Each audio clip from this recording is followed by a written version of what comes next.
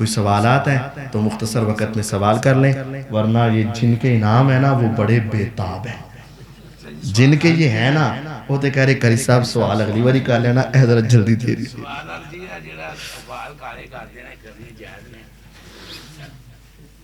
یہ تو اس سوال اپنے خلاف ہی کر لیا.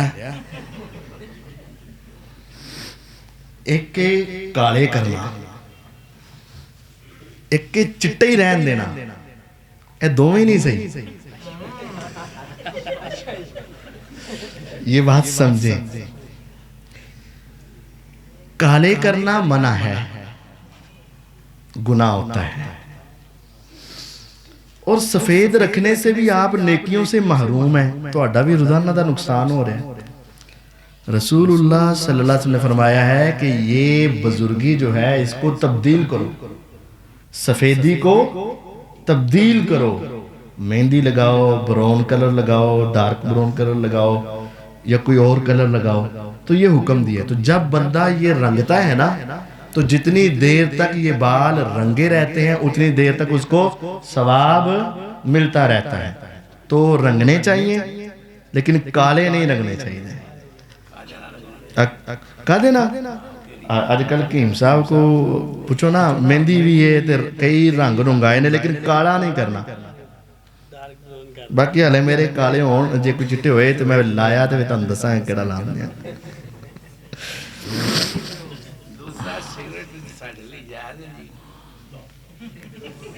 تو آڈی کوئی بکری شریعت ہے.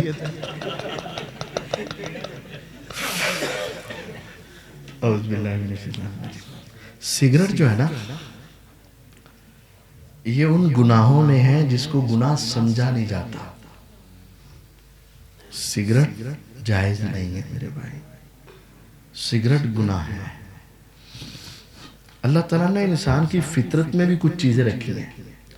اکثر لوگوں کو دیکھا ہوگا آپ نے کہ وہ جب سگریٹ پیتے بھی ہیں نا تو کسی اچھے بڑے آدمی کو دیکھتے ہیں تو سگریٹ پیچھے کہا لیندے نہیں یا چھوڑ دیتے. یہ دا مطلب ہے کہ وہ سمجھتے پینے کہ کم صحیح، ان کا دل گواہی دے رہا ہے. ایک بات، مسجد میں آتے ہیں تو اگر جیب میں ڈبی ڈبی ہو تو وہ نکال کر جوتی میں رکھ دیتے ہیں، یعنی وہ سمجھ رہا ہے کہ یہ چیز مناسب. یہ تو ہے فطرتی بات.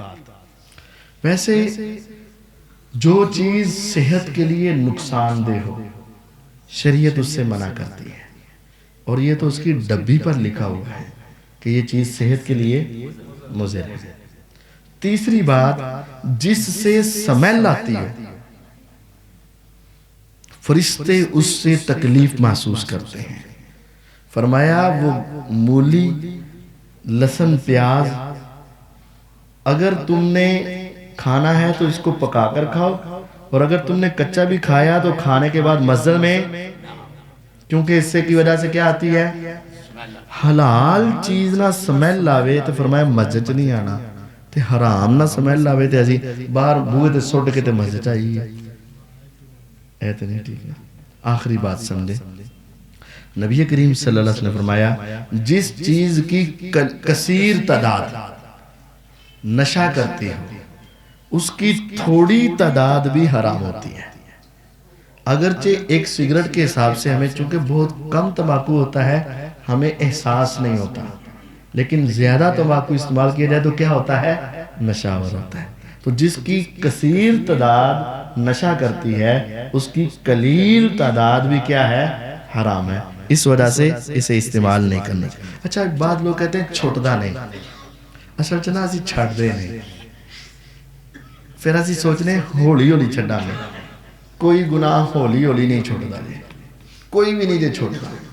جو بھی چھوڑنا ہے نا آپ آجے آج کے بعد نہیں کروں گا، پکا دل کر لو، نہیں ہوئے گا. جگہ گا نا میں پہلا 5 ڈبیاں پینا، ان 4 کرا، پھر 3 کرا، پھر 2 کرا، پھر 1 کرا، تو ایک تو بعد پھر 5 کرا. تو یہ کام نہیں ہوگا، ایسے نہیں ہوگا. اگر چھوڑنے ہیں تو ایک دم چھوڑنے، ویسے نہیں ہوگا. ہاں جی، نسوار بھی اس میں کن کن اعمال سے اعمال ضائع ہو جاتے ہیں، یہ تو پھر لمبی بات ہے کہ کون سے گناہ ہیں جن سے نیکیاں ضائع ہوتی ہیں، لمبی بات ہے.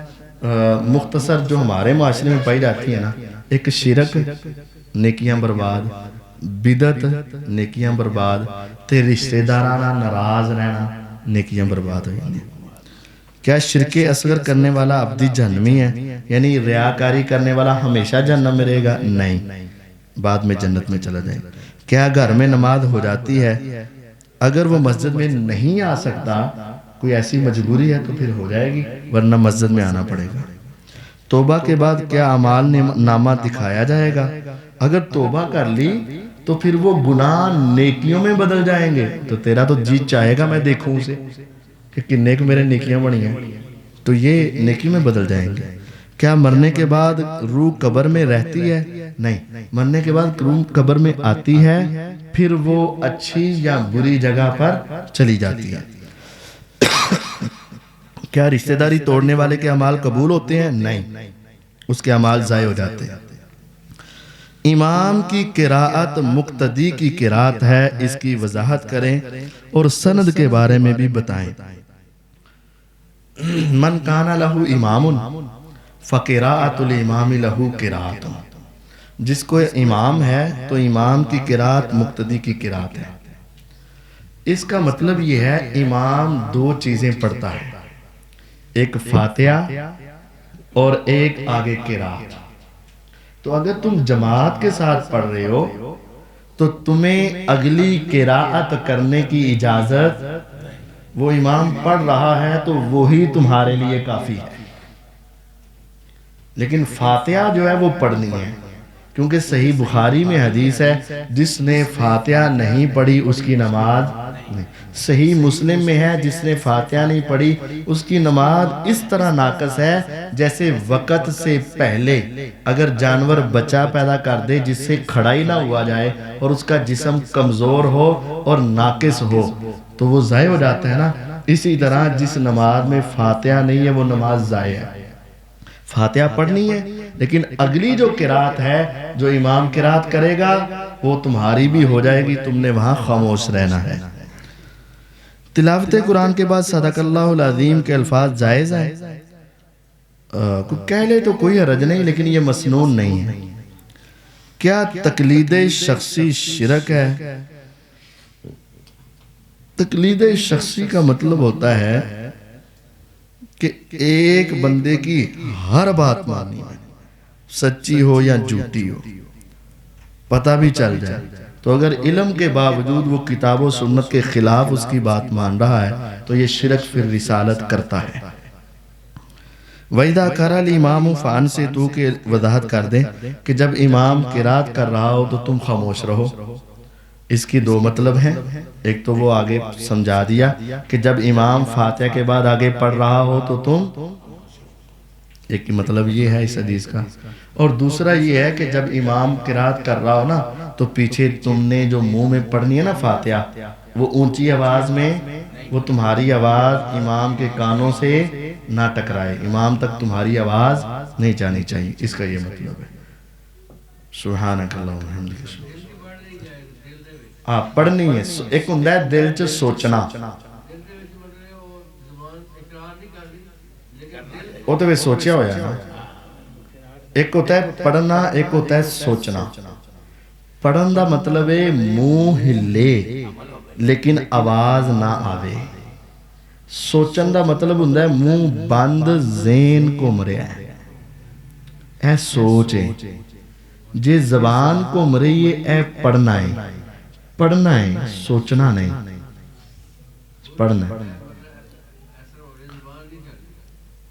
نہیں، زبان دے ہلن تو بغیر پڑھیا نہیں جا سکتا. پڑھن واسطے زبان ہلنی پڑے گی. بہت اچھی گل ہے، بہت اچھی. نہیں، سنت وقفہ بھی سنت ہے، انج بھی سنت ہے، دو بھی سنت ہے، دو بھی سنت ہے. اے بھی سنت ہے، او بھی سنت ہے، دونوں نو ماننے جی. بات ٹھیک ہے.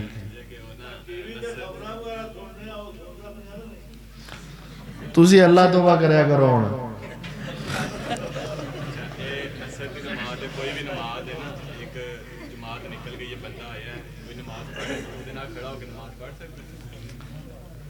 ایک شخص آ کر اپنی نماز پڑھ رہا ہے، دوسرا پیچھے سے آیا، تو کیا وہ اس کے ساتھ کھڑا ہو کر جماعت کروا سکتے ہیں؟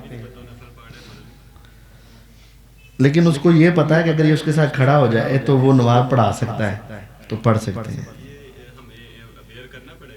ہاں پہلے بتانا تو پڑے گا نا، نہیں یہ پہلے علم ہونا چاہیے۔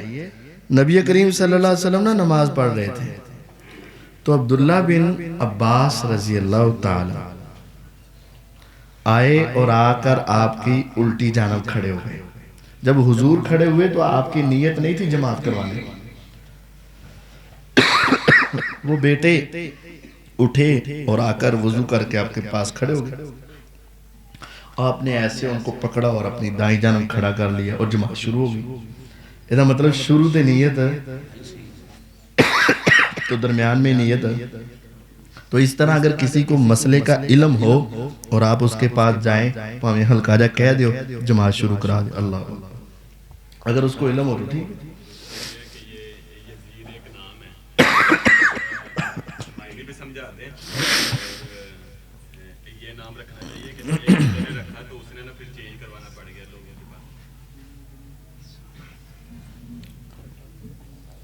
جائز ہے آگے بس ہوتا ہے۔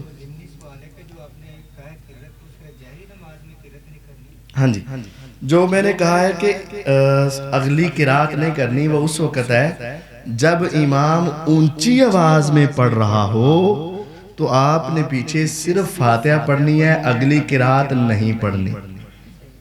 اور جب امام ظہر یا عصر پڑھا رہا ہے یا مغرب عشاء کی آخری رکھتے ہیں، جب امام منہ میں پڑھ رہا ہے تو اس وقت آپ فاتحہ پڑھیں، اگر مزید ٹائم مل جائیں تو قل ہو اللہ وغیرہ پڑھیں۔